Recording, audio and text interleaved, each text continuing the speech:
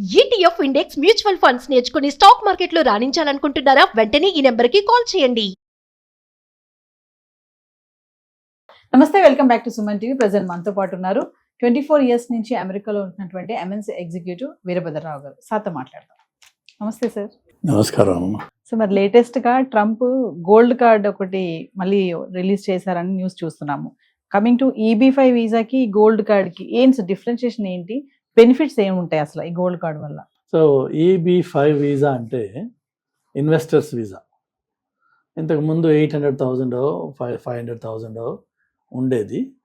Plus దాని మీద ఒక ఎక్స్పెక్టేషన్ ఏంటంటే మీరు 8 మందికో 10 మందికో మీరు ఒక కంపెనీ అక్కడ పెట్టి దాంట్లో 10 మందికి ఎంప్లాయ్మెంట్ జనరేట్ చేసి హైర్ చేస్తే ఆ బేసిస్ మీద మీకు గ్రీన్ కార్డ్ స్టార్ట్ అవుతుంది. గ్రీన్ కార్డ్ అయిన 5 ఏళ్ళకి మీకు సిటిజన్షిప్ వస్తుంది. అది ఒక పద్ధతి పెట్టారు. అప్పుడు చాలామంది చైనా నుంచి, ఇండియా నుంచి ప్రాబబ్లీ కొంతమంది, అందులో దానికి ఆ ఇన్వెస్ట్మెంట్ వైట్ మనీ కావాలి. మీ దగ్గర ఎంత బ్లాక్ ఉన్నా అది అక్కడ హెల్ప్ చేయదు, వైట్ కావాలి. సో కొంత కష్టం ఉంది అందులో. బట్ ఎవరైతే వైట్ ఉంది, వాళ్ళకి ఇండస్ట్రియలిస్టులు ఉన్నారు పెద్దవాళ్ళు, వాళ్ళు ఈ 500,000 800,000 పెట్టి ఒక చిన్న షాప్ పెట్టి అందులో 10 మందికి ఎంప్లాయ్మెంట్ కల్పించి వాళ్ళు గ్రీన్ కార్డు స్టార్ట్ చేసేవాళ్ళు. అలాంటి అడ్వాంటేజ్ తీసుకున్నారు చాలామంది. ఇప్పుడు ట్రంప్ స్టైల్ ఏంటంటే దానికి ఆయన స్టాంప్ ఉండాలి. సో ఆ ముందుది తీసేసేయాలి. కొత్తగా ట్రంప్కి గోల్డ్ అంటే బాగా ఇష్టం. అన్ని డెకరేషన్స్ కూడా గోల్డ్ తోటే ఉంటాయి. సో కొత్తగా ఏంటంటే ట్రంప్ గోల్డ్ కార్డు $1 million. ఈ $1 million నువ్వు ఎందులోనూ బిజినెస్లో ఇన్వెస్ట్ చేయట్లా, గవర్నమెంట్కి నువ్వు $1 million ఫీజు కట్టేస్తున్నావు డైరెక్ట్గా. అఫ్ కోర్స్ ఈ $1 million అగైన్ అది వైట్ సోర్సెస్గానే ఉండాలి అంటున్నారు, ఆ సోర్సెస్ని వెరిఫై చేస్తాం అంటున్నారు. కానీ అది కొంత అపనమ్మకం ఉంది దాని మీద. ఆ వచ్చిన మనిషిని మేము వెట్ చేస్తాము, వాళ్ళ బ్యాక్గ్రౌండ్ చూస్తాము అంటున్నారు, అది కూడా డౌట్ఫుల్లే. బట్ ఎసెన్షియల్లీ ఏంటంటే అమెరికాకి కొన్ని లక్షల కోట్ల అప్పులు ఉన్నాయి. ఈ అప్పులు తీర్చడానికి రకరకాల పద్ధతులు కావాలి.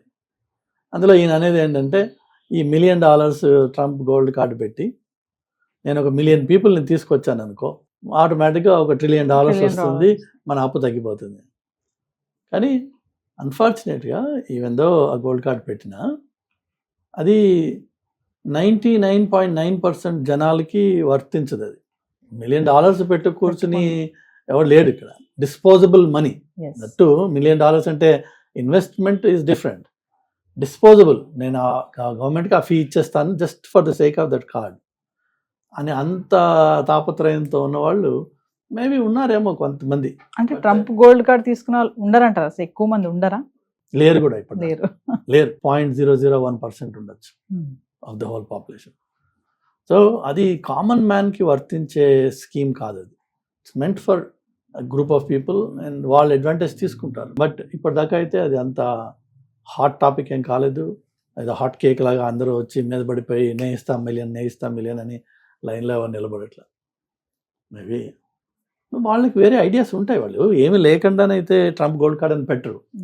సో వాళ్ళకి ఏదో ఐడియా ఉంది, వాళ్ళు ఏదో ప్రమోట్ చేస్తారు. ఎవరో ఒక సెక్షన్ ఆఫ్ సొసైటీ దానివల్ల బెనిఫిట్ అవుతారు. బట్ వాళ్ళెవరు కూడా కామన్ పీపుల్ కాదు. మనలాంటి వాళ్ళు ఎవరికి కూడా 99.9% మందులకి అది సంబంధించింది కాదు. అంటే ఎందుకు సార్ EB-5 ఉండగా దీన్ని ఎందుకు ఎంటర్ చేశాడు అంటే ట్రంప్ గోల్డ్ కార్డ్ని? ఆయన స్టాంప్ పడాలి, మార్క్ కోసం అంటారా? అంటే సో EB-5 ఏదైతే గోల్డ్ కార్డ్ ఉందో దాన్ని తీసుకునే వాళ్ళ సంఖ్య అతి తక్కువ ఉంటుంది అంటున్నారు. అతి తక్కువ, వేళ మీద లెక్క పెట్టచ్చు. కామన్ మ్యాన్కి అది సూట్ కాదు.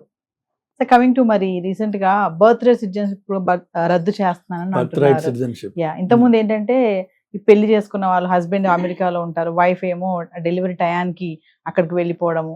ఇప్పుడు అది లేదు, అలాంటిది లేదని చెప్పేసి కొన్ని న్యూస్ అయితే రావడం చూసాము. దాని గురించి లేదు అన్నది తప్పు. అది ఇప్పటికీ లా ఆఫ్ ది ల్యాండ్ అదే నడుస్తుంది.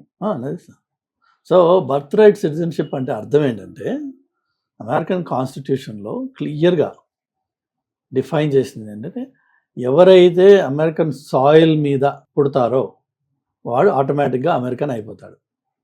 అదొక క్లాజ్. అది రెండోది వచ్చేసి ఏ ఒక్క పేరెంట్ అమెరికన్ అయినా పిల్లాడు అమెరికన్ అవుతాడు. అది ఎక్కడైనా పుట్టచ్చు, అది అమెరికాలోనే పుట్టక్కర్లా. ఇప్పుడు జాన్ మెకేన్ ఎవరైతే ఇప్పుడు చనిపోయాడో ఆయన పనామాలో పుట్టాడు. బట్ పేరెంట్స్ అమెరికన్స్ కాబట్టి ఈవెన్ దో అమెరికన్ ల్యాండ్ మీద పుట్టకపోయినా అమెరికన్ పేరెంట్కి పుట్టాడు కాబట్టి he became an American citizen. అలాగా చాలా కేసెస్ ఉన్నాయి. బట్ ఈ బర్త్ రైట్ సిటిజన్షిప్ ఈ గొడవంతా ఏంటంటే వాళ్ళ అబ్జెక్షన్ ఏంటంటే చాలామంది ఇల్లీగల్ ఇమ్మిగ్రెంట్స్ ఆ మెక్సికో నుంచో ఇంకో కంట్రీ నుంచో వస్తున్నారు.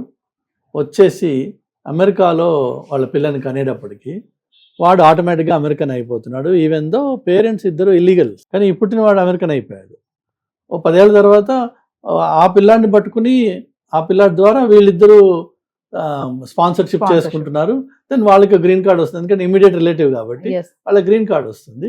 సో ఇలా పిల్లాడిని ఇప్పుడు కానీ ఇక్కడ అమెరికన్ ల్యాండ్ మీద ఉండడం వల్ల వాడిని యాంకర్ బేబీ అని పిలుస్తారు, ఎందుకంటే వాడికి ఆధారం చేసుకుని మిగిలిన అంతా డెవలప్ అవుతుంది కాబట్టి. సో దీన్ని ఖతం చేయాలి అని చెప్పి ట్రంప్ ఉద్దేశం, అతనికి నచ్చదు అది. అయితే ప్రాబ్లం ఏంటంటే అమెరికన్ కాన్స్టిట్యూషన్లో ఇది ఎంబెడెడ్ ఇది. సో మీరు ఒక ప్రెసిడెంట్ వచ్చి ఎగ్జిక్యూటివ్ ఆర్డర్ ఇచ్చినంత మాత్రాన కాన్స్టిట్యూషన్ మారిపోదు. కాన్స్టిట్యూషన్ మారడం అనేది చాలా కష్టమైన పని, ఆల్మోస్ట్ ఇంపాసిబుల్ లాంటి పని. ఎందుకంటే 80% ఆఫ్ ది స్టేట్స్ అప్రూవ్ చేయాలి, అలాగే కాంగ్రెస్ సెనెట్ మెజారిటీస్ తోటి అప్రూవ్ అవ్వాలి, 80% 75%. దెన్ ప్రెసిడెంట్ దాన్ని అప్రూవ్ చేయొచ్చు, సైన్ చేయొచ్చు, సుప్రీంకోర్టు దాన్ని వ్యాలిడేట్ చేస్తుంది, రకరకాల ప్రాసెస్ ఉంది దానికి. సో కాన్స్టిట్యూషన్లో ఉండే ఏ ఒక్క ప్రొవిజన్ కూడా ఎగ్జిక్యూటివ్ ఆర్డర్కి పరిమితం కాదు. అలా అయితే ఎన్నో తేడాలు ఎన్నో మంది తీసుకొచ్చేవారు. ఈయనకి ఆ కోరిక ఉంది. ఈయన ఏంటంటే ట్రంప్ చేసేది ఏంటంటే అన్ని విషయాల్లో కూడా అతను తన అధికారానికి ఎంత దాకా హద్దులు ఉన్నాయి, ఎవడు నన్ను ఆపుతాడు చూద్దాం అనే అప్రోచ్లోనే అతను ఫస్ట్ చేసేస్తాడు పని. సో ఈ ఎగ్జిక్యూటివ్ ఆర్డర్ కూడా అలా ఇచ్చింది. ఇచ్చిన అదే రోజు రాత్రి దానికి సూట్లు పడ్డాయి, అయిపోయిన స్టేస్ వచ్చాయి. ఆ స్టేస్ని మొత్తం కంట్రీకి అంతా ఇవ్వకూడదు, ఎవరైతే ఫైల్ చేశారో వాళ్ళకే ఇవ్వాలి, రకరకాలు అయినాయి. ఫైనలీ రీసెంట్గా సుప్రీంకోర్టులో దాని హియరింగ్ కూడా అయ్యింది. ఇప్పుడు దానికి జడ్జిమెంట్ రావాల్సింది ఉంది గరాల. But 99.9999% unless something miraculously something different happens, అది law of the land, it's part of the constitution, it will remain as it is. So అందులో ఏంటంటే కొంత మనవాళ్ళు కూడా బాగుపడ్డ వాళ్ళు ఉన్నారు. చాలామంది మీరు చూసినట్టయితే ఇండియాలో పెళ్లి చేసుకున్నామో అక్కడికి, ఇక్కడ లేదంటే అక్కడ వర్క్ చేస్తున్న వాడి ఇక్కడికి వచ్చి పెళ్లి చేసుకొని వైఫ్ని అమెరికాకి తీసుకెళ్ళి బేబీని జనరల్గా వాళ్ళు డెలివరీ అమెరికాలోనే అవ్వాలి అనే రకంగా వాళ్ళు ప్లాన్ చేసుకోవడం.